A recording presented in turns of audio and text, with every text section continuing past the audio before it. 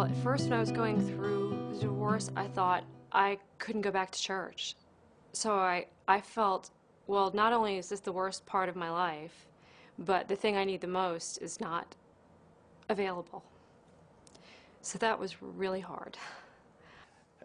I had I had a lot of shame and humiliation about being a divorced Catholic. I was embarrassed by it, and frankly, it took me many months to tell people beyond my family. It took me many months to tell friends and coworkers that I was going through this. I feared the judgment of others.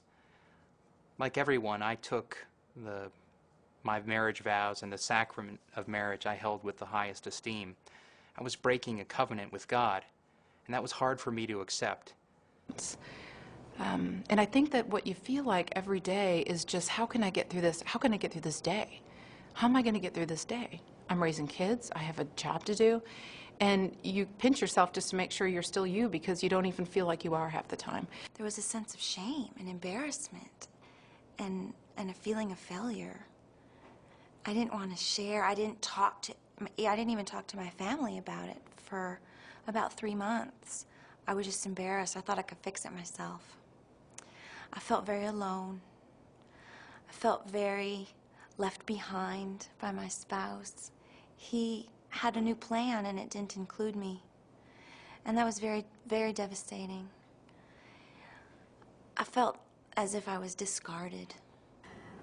You know, on the issue of how hurt people get feeling that their spouse no longer loves them is crushing. It's crushing because you don't know if you're lovable anymore.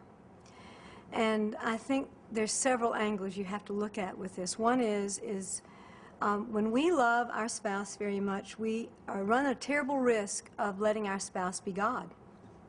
It becomes more important whether that spouse loves us than whether God loves us. We judge ourselves by whether that spouse, or how that spouse judges us. So if they've announced to us they no longer love us, then we are no longer worth being loved. And that's just not valid. Well, when my ex-husband first mentioned the word divorce, I was upset, but I knew we had some issues, so I wasn't totally surprised. When he finally did ask me for the divorce, I can say that I was devastated. We had been married 30 years and had 4 children. And I asked myself, who gets a divorce after 30 years? And then I asked myself, well, what did I do that was wrong? Or what could I have done differently? But it particularly was hard for me trying to continue to go to Mass at my parish, because people had known me as a family, and most of the people, none of the people for that matter, really knew the circumstances of my divorce. And I even felt that there were some people who avoided me now at the church that we have been friends with, and that hurt. It also what was very hurtful for me, at least, was the fact that my neighbor across the street, she now wouldn't allow her son to actually continue his friendship with my son. And it made me feel that maybe, you know, the neighbors were all talking behind my back, and it just made me feel like a failure, because people who are not divorced don't understand what divorce does, and how in many cases it's not something you choose. I struggled with that. And I'll tell you, it took me probably close to a year to year and a half before I feeling like I was myself again.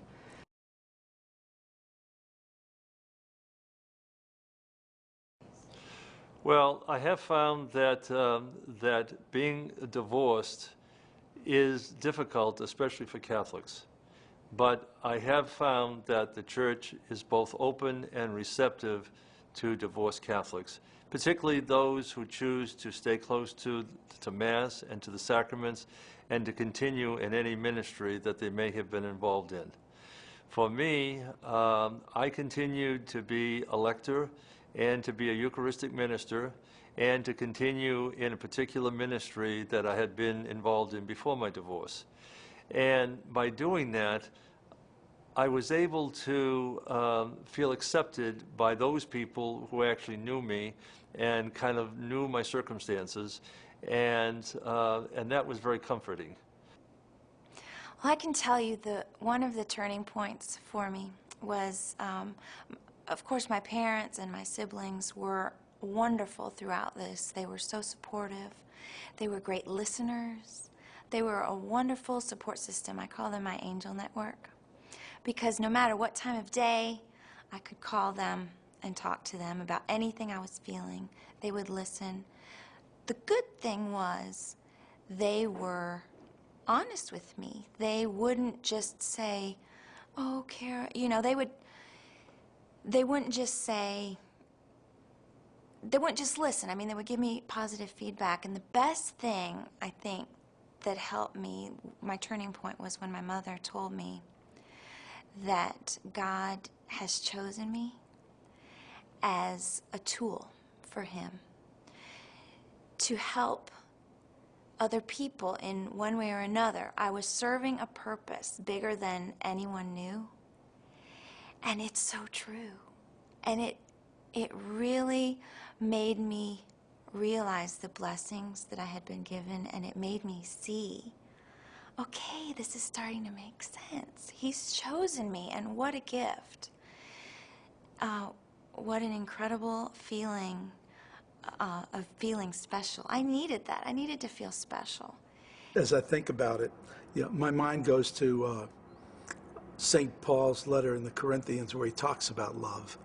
And, he talks about there are three elements, really. One is faith, one's hope, and the other's love.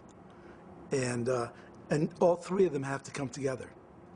So if you don't have faith, you don't know if somebody can love you. If you don't have hope, nobody will love you. So you have to have those two elements before you can be loved. And one of the things that we very, very seldom really think about is that with Christ, He always loves us. God always loves us. And we have to be open to receiving the love before we can receive it. So people just beginning the process, I'd encourage them to reach out to others, because there are people who want to help.